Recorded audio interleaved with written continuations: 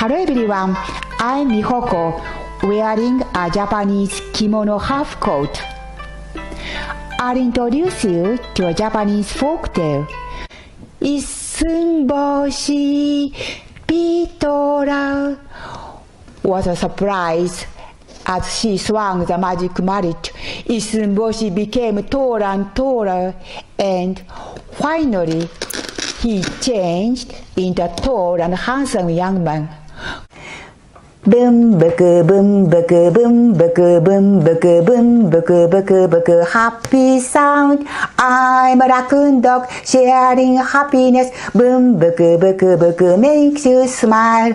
I'm a raccoon dog sharing happiness. Boom buku buku buku makes you smile.